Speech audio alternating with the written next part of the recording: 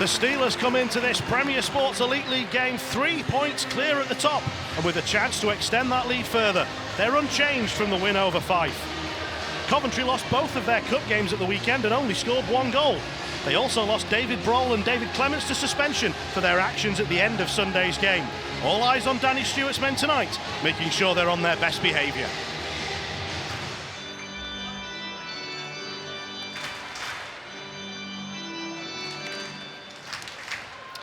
Armstrong wins the drawback. And the Steelers enter the offensive zone. Schulz, Valorand. Oh, he tried to go towards Connolly, faked the shot and tried to disguise the pass. Now it does reach Connolly. Source back to Valorand, who snaps it into the top corner. The opening goal, 5-on-3. It's the Steelers with the lead in the 6th minute. He had a good slap shot on the previous shift, but there was more accuracy in that little snapshot. Beyond the glove of Mott. And the Steelers still have 1 minute and 15 of 5-on-4 upcoming. Velati again. Thompson winds and shoots, blocked and saved. It's there in front of Brust. The Blaze get back onto it. There's a real scramble in the Steelers' defence.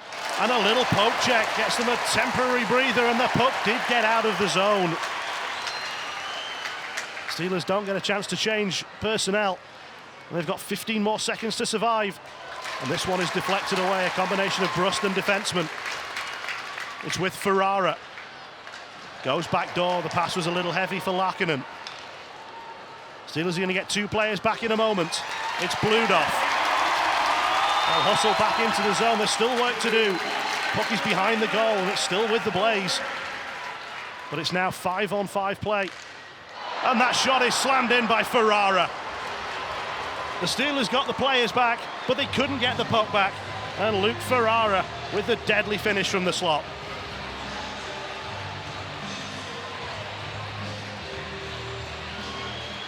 Steelers know all about the danger he possesses. They just couldn't get into possession to get the clearance they needed.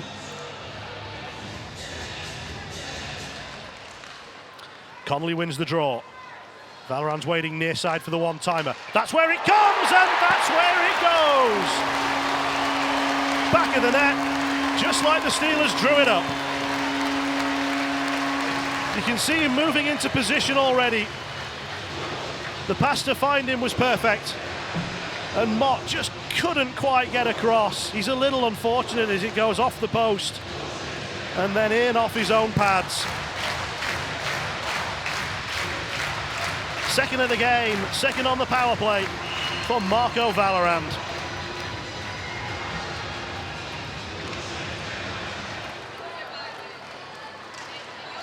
There goes Valorand from one end to the other, brings it out front, and Mott denied him on the short side. That pass is a little short, and an easy clearance down the ice from Ryan Penny. That should just about do it. Blaze will get back to even strength. And we got 5-on-5 hockey again as the Steelers enter the offensive zone. More good skating from Todd. Still he goes, spins and shoots, and there was a crowd in front of Mott, and he really had to fight that one off. And we've got another penalty coming in here. Is it going to be both of them? It looks as though it is. We're going to get a pair of minor penalties here. No surprise to see Connolly in the middle of things. Looks like Gibson's going back to the box as well. And Connolly with an extra little jab. So keep an eye on 44 and 63. They're just at the top of the crease. Little jab, a little bit of a cross check. Well, was there more to this than I originally thought? Thought it was just a little tap from Gibson. Are they going to say this was a spear? Seems like a little tap in the direction of Connolly, but maybe that slow-mo didn't show things in quite the same light as the officials have seen it. Gibson is done. Wow.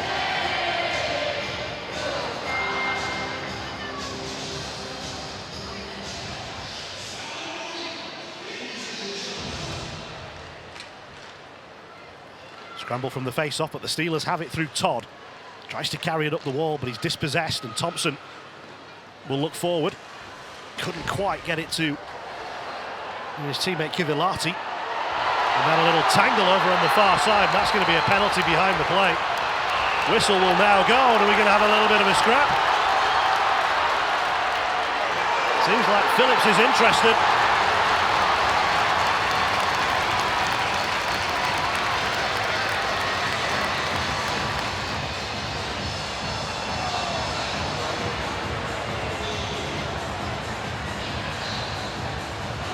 Didn't appreciate the hands to the face, and they're all trying to untangle themselves.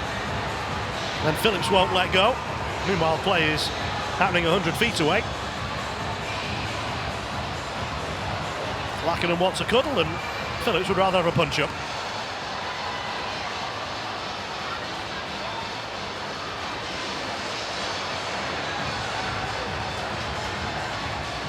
We'll wait and see what the officials decide from this. Looks like Phillips was the only one who was really interested in having a fight. Lackinen's glove stayed on throughout.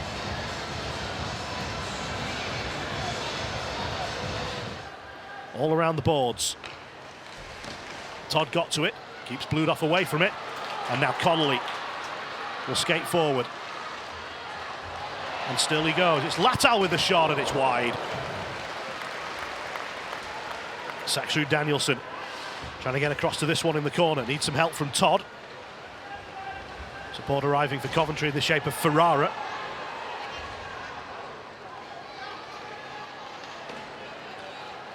And come as far as Mosey, and he goes down the wall and out of the zone. Long change in the second period, but the Steelers are able to get all four killers off. 25 seconds left for Coventry to work with. Ferrara. Well, that pass was nearly intercepted by Armstrong. Did eventually find its way through to Marsh. Curran.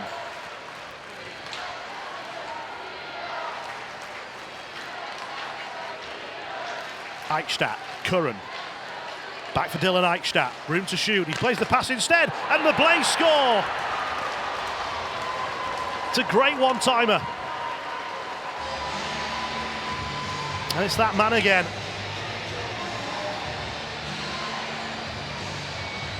So deadly, Luke Ferrara.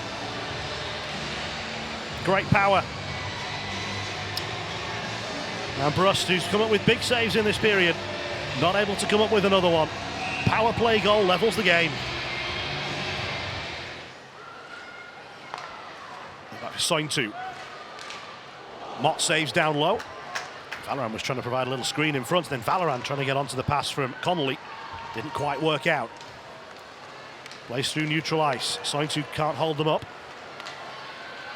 Now Valorant can get the Steelers moving forward. He'll get it to Connolly. Steelers fans want a penalty, they won't get one.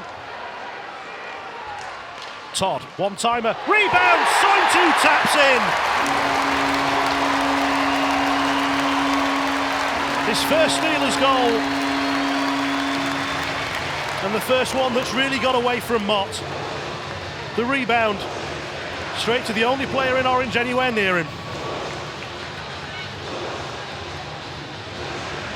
The last time Coventry equalised, they were level for just a minute and 16 seconds. The second time they equalised, they were level for just a minute and 11 seconds. The Steelers bouncing straight back once again to retake the lead. So we are now ready for play to get back underway. And the puck comes back the way of the visitors. They're in the white and blue shirts. Steelers in the orange. This is a Premier Sports Elite League game, and there's a chance right in front for Lackinen. He moved it around Brust and then put it wide, and then he collided with Barry Brust. There's a penalty coming in against the Steelers as Brust makes another save, and the whistle goes. It's a tripping call. And it's going to be a Blaze power play, but it was nearly so much more.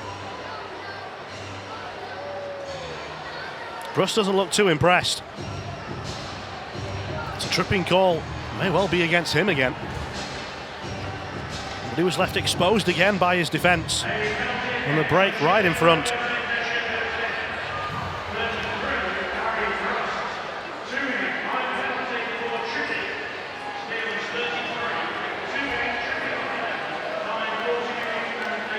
So it's another penalty against Barry Brust. The last time he took a penalty, Blaze equalised. They're searching for their third equaliser of the game. They've got a 5-on-4 man advantage. And it's got through Brust. The shot came in from the outside and Brust looked like he had it covered. And then suddenly it was behind him. Did Venus get a touch? Either way, Brust will feel that he should have saved it. But that's now 2 penalties given away by the Steelers netminder and 2 equalisers scored by the Blaze.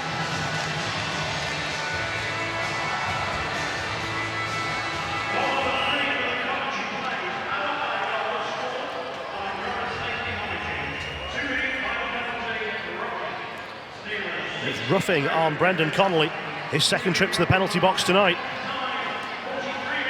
The Blaze have a chance to lead this game. Shot from Curran, save made by Brust, the puck is loose and it's knocked in. Saved the first one but couldn't keep the follow-up away from Penny, who gives Blaze the first lead of their night. They've trailed and they fought back, and now they're in front. Blaze had several whacks at it. Brust couldn't hold it and the Steelers defenseman couldn't get it away.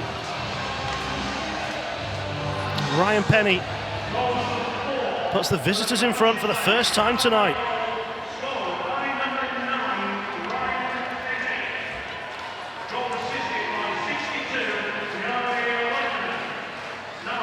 Assist on the goal goes to Lackinen, 9 from 62. It's a 5-on-4 power play goal. Hodgman wins it. Valorand snaps it. Save made. Follow-up chance. Eberle's whacking at it. 3 seconds. 2 seconds. Hodgman saved by Morton. He's won it for the Blaze.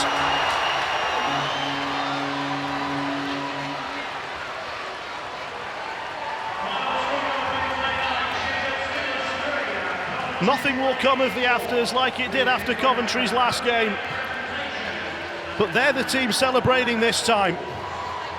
And CJ Mott, as he has been so often for Coventry in his time in blue and white, the match winner.